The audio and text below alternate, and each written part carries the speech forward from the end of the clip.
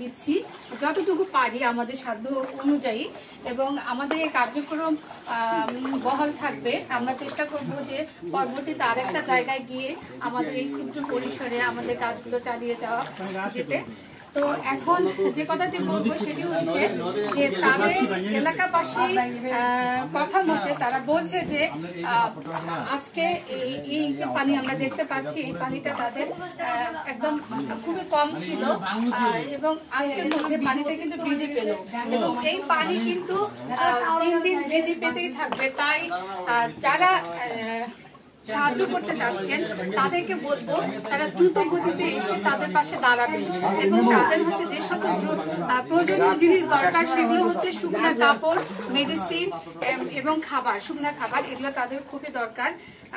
কেননা তাদের রান্নাঘর সব ইয়ে হয়ে গিয়েছে, পানিতে ডুবে গিয়েছে, তাদের হচ্ছে তারা রান্না করতে পারছে না, এবং তারা যে অন্যান্য জিনিসগুলো সেগুলো তারা করতে পারছে না। আমরা একজনকে দেখতে পাচ্ছি, আমরা একটু কথা বলবো।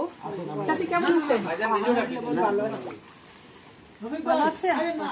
তোরা মাকা খোদা করলে বোন ভালোই তো করার জন্য কিছু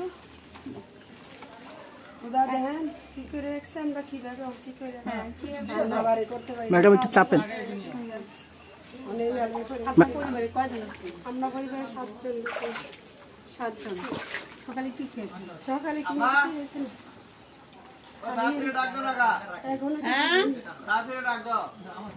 তোমার শাশি হুয়ারও চলছে, নেবেন বেন্ডা লাগে হুয়ারও চা নামে না। একটু খাবার আমরা দিলাম, একটু খেয়ে নেবেন। ভালো আছেন আপনি? ভালো দেখেন তো আর কি কয়াম, ভালোটা দেখেন না, আমরা ঘর বয়ে রাখছে, করতে পারি না, পানির লেগে খানা খাদ্য তৈরি করতে পারি না, ঘরে পাহাড়ের ভিতরে পানি,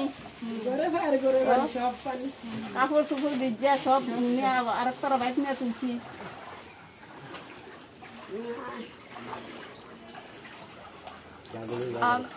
দর্শক, আমরা দেখতে পাচ্ছি যে সবার অবস্থা খুবই করুণ, এবং হচ্ছে তারা এভাবে জীবনযাপন করছে।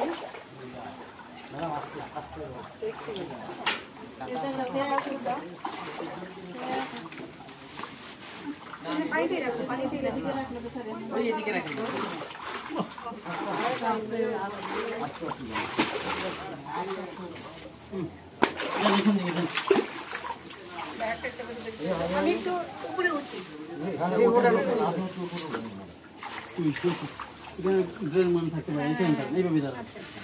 না না,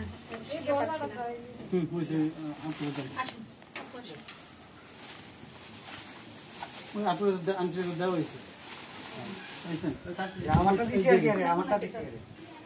একটা দিছে কি? এই আবার তো দিছি আমি তখন আছি। আপনারা